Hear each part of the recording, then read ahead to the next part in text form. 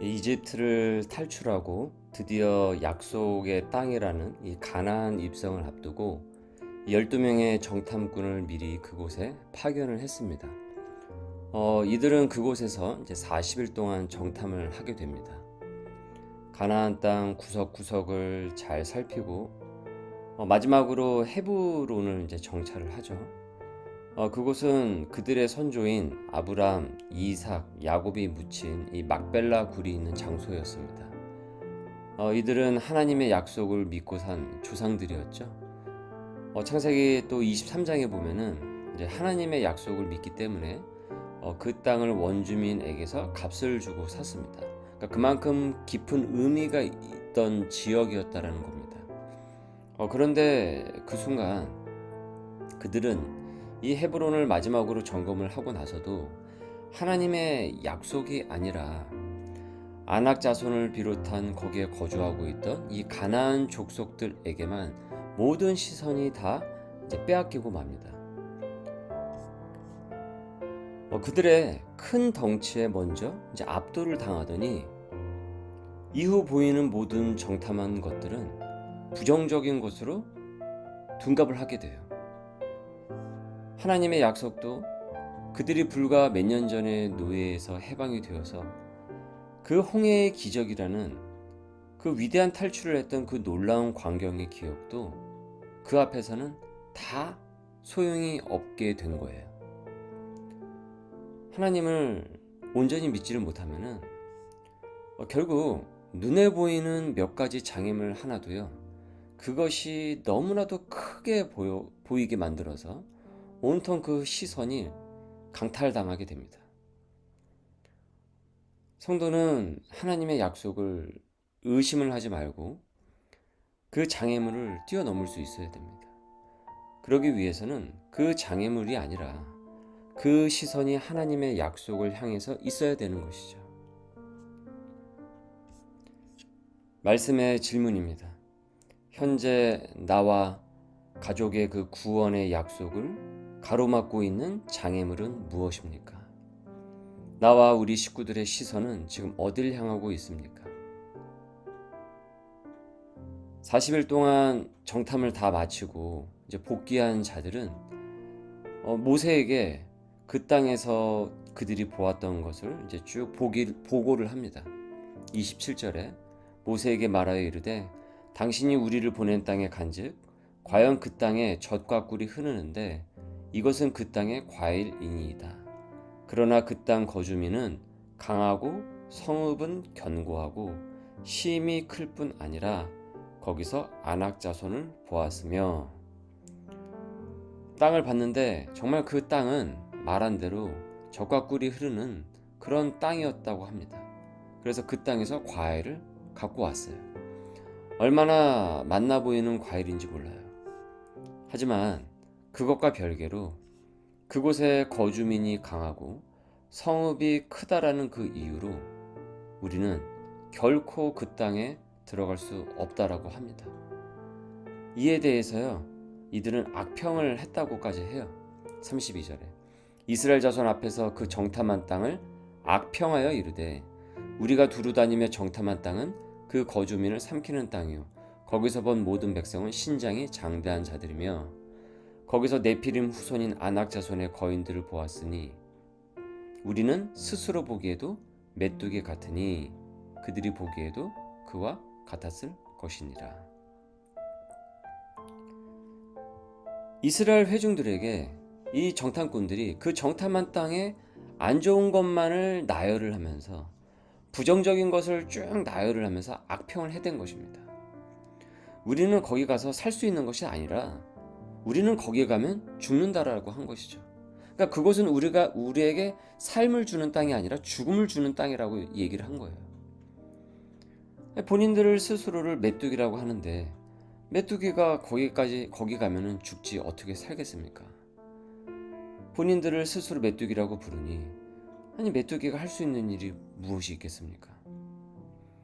이 얘기를 듣고 회중들은 동요가 일어나고 시끌시끌해집니다. 여기저기서 우린 이제 망했다, 죽었다, 끝났다, 이와 같은 극단적인 소리가 막 난무했겠죠. 자신들이 하나님의 백성으로 부름을 받았음에도 그들은 메뚜기라고 자신들의 그 정체성을 규정을 해버렸고 10명의 정탐꾼들의 이 악평 보고를 받고 이스라엘 공동체는 완전히 흔들려 버리게 됩니다. 이 이후서부터 이스라엘 이 공동체가 십수년을 바로 그 광야에서 헤매게 된 원인이 바로 여기에 있게 되죠. 출애굽 백성이 이집트를 탈출을 한 것도 그들의 실력이 아니라 하나님을 믿고 그분의 그 손을 의지하면서 그래서 마음을 합해서 나온 것이었어요. 그러나 여기서는 그 마음이 온데간데 없고 패배주의만이 온 회중을 감싸고 있는 것입니다. 말씀의 질문입니다. 지금 내가 처한 한계 상황은 무엇입니까? 나는 하나님의 자녀임을 믿습니까? 아니면 패배주의에 휩싸이고 있습니까? 나는 이 땅 가운데서 하나님의 자녀로 부름을 받았습니까? 아니면 메뚜기에 불과한 사람입니까? 패배주의가 감도는 이 상황에서 정탐꾼 중에 한 명이었던 갈렙만은 이런 분위기에 휩싸이지 않습니다. 백성들을 진정을 시켜요. 30절 갈렙이 모세 앞에서 백성을 조용하게 하고 이르되 우리가 곧 올라가서 그 땅을 취하자 능히 이기리라. 갈렙은 하나님의 약속을 굳게 믿었고 이렇게 섭리하신 그 하나님의 약속이 절대 거짓일 수가 없음을 확신을 합니다. 그는 자기 스스로를 메뚜기라고 부르질 않았어요. 그는 스스로를 하나님의 사람으로 자신의 정체성을 분명히 깨닫고 있는 사람이었습니다. 그래서 이와 같은 얘기를 할 수 있었던 것이죠.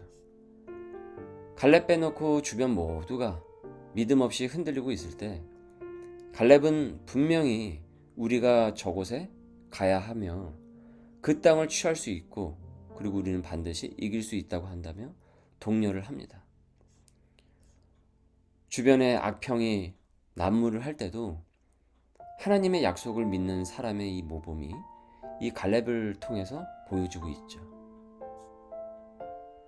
나는 믿음의 소리를 내는 사람입니까? 아니면 툭하면 부정적인 그 악평을 늘어놓는 사람입니까? 악평의 기운이 감도는 이 상황에서도 그런 상황에서도 믿음의 소리로 극복한 일이 있었는가요?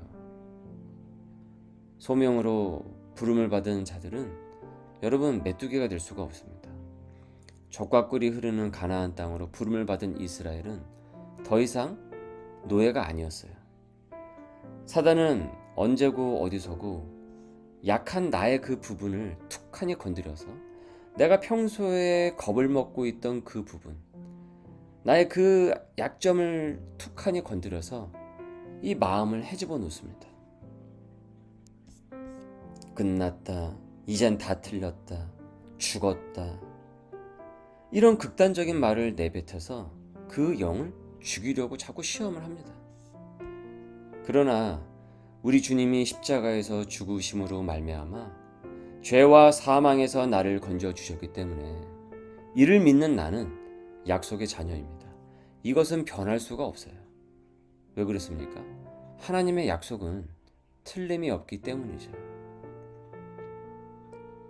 오늘도 우리에게 주신 이 말씀을 깊이 우리가 마음의 신비로 새기고 내게 주어진 이 자리에서 하나님의 약속을 믿고 악평을 물리치며 살아낼 수 있는 우리 주님의 백성들 될 수 있기를 주님의 이름으로 소망합니다.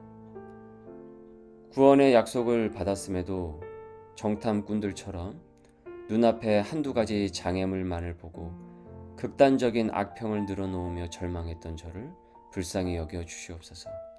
주님의 값비싼 십자가 구원을 나는 메뚜기라며 싸구려로 만들어 놓았던 철없고 어리석은 모습이 많이 있었습니다. 주님 용서하여 주옵소서.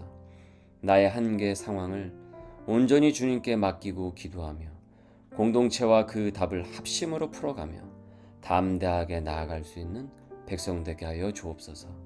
불신과 악평의 기운에 휩싸이지 않고 성령의 능력에 성령 충만함으로 이겨내도록 오늘도 우리와 동행하여 주옵소서. 감사하며 예수님의 이름으로 기도